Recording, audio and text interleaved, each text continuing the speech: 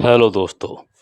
आज मैं फिर से हाजिर हूँ आप लोगों के सामने एक नए कहानी के साथ। गांव के किनारे एक पुराना शमशान घाट था। लोग दिन में भी वहां जाने से डरते थे।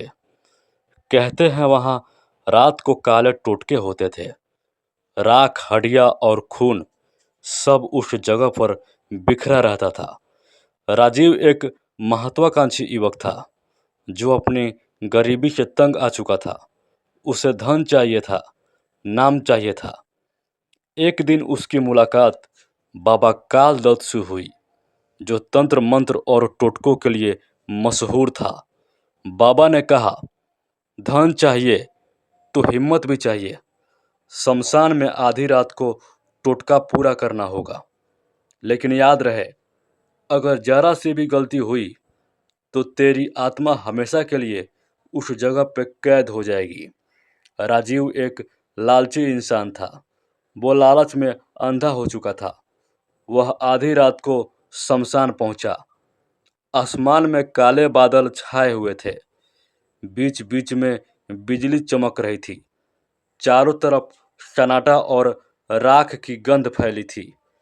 राजीव ने बाबा के बताए अनुसार 4 नींबू, 7 लाल मिर्च और एक काले मुर्गे का खून लेकर जमीन पर घेरा बनाया।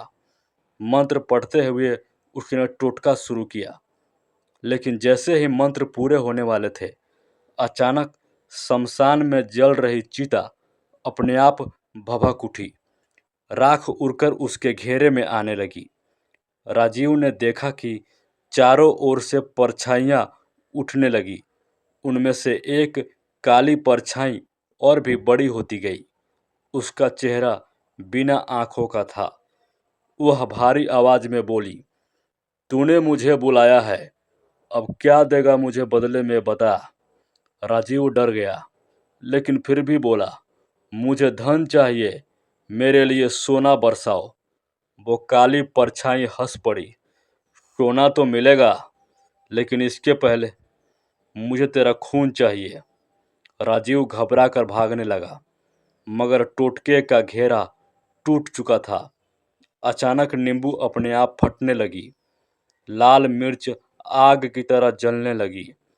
राजीव ने चीखते हुए घेरा तोड़ने की कोशिश की, लेकिन तभी वो काली परछाई उसका गला दबा दिया। उसकी आंखों से खून टपकने लगा और उसका शरीर जमीन पर गिर गया।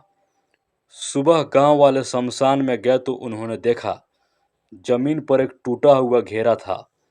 चारों तरफ बिखरे नींबू और मिर्च थे और बीच में पड़ा हुआ एक पत्थर का बूथ था, जिसकी आंखों से खून निकल रहा था। राजीव का कोई नामो निशान नहीं था। लोग कहते हैं कि राजीव की आत्मा उसी पत्थर के बूथ में कैद हो गई। जो भी इंसान लालच में वहां टोटका करने जाता है, उसके सामने वही बूथ जिंदा होकर खड़ा हो जाता है और उसकी आत्मा भी निगल लेता है। आज भी शमशान से आधी रात को आवाजें आती है, सोना चाहिए या जिंदगी। अगर आप लोगों को मेरी कहानी पसंद आए तो चैनल को सब्सक्राइब जरूर कर दे और लाइक शेयर कमेंट जरूर करें।